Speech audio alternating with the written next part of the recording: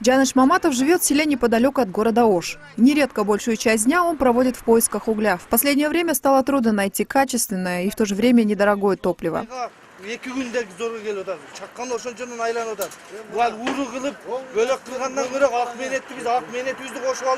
Сельчане возмущены тем, что цены на черное золото во многих точках реализации выросли более чем в 2 раза. С наступлением холодов уголь продают уже по 6-7 сомов за килограмм, тогда как отпускная цена составляет 2-3 сома.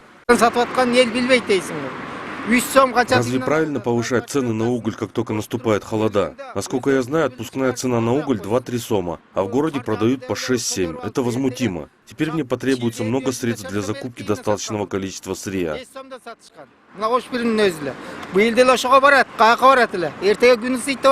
Продавцы говорят, что не собираются снижать цены на уголь. Перекупщики настаивают на том, что продавать топливо дешевле им будет невыгодно, и они не окупят затраты на погрузку и перевозку.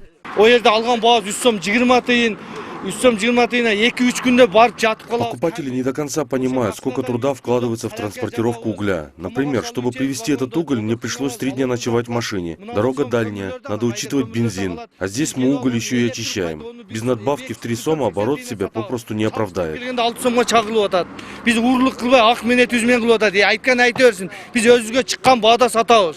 Представители компании «Перитикол», которые обеспечивают углем почти все районы Ошской области, сообщили, что они реализуют топливо по стабильной цене – 3 сома 20 тыинов за килограмм. Сотрудники предприятия тоже считают накрутку в 3 сома необоснованной. Мы продаем уголь по одной и той же цене уже на протяжении 3 лет, при этом в очищенном виде. А те, кто покупает у нас, уже потом добавляют цену. Мы не имеем права им запретить. В действительности за ценами должны следить антимонопольный комитет, налоговая и сами Айлюк-Мыту. В агентстве по антимонопольному регулированию заявили, что среди перекупщиков существует ценовой сговор. Вопрос обсуждался на заседании с представителями мэрии Оша. Теперь будут проводиться рейды по точкам продаж, а с реализаторами разъяснительная работа.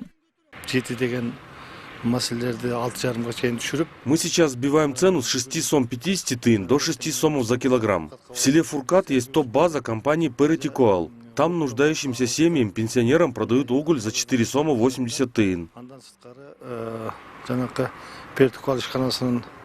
Благодаря принятым мерам цены на твердое топливо удалось стабилизировать. По крайней мере, рост удалось остановить. Сейчас на рынке организованы прямые поставки топлива и продают его по 4 сома 80 тыинов.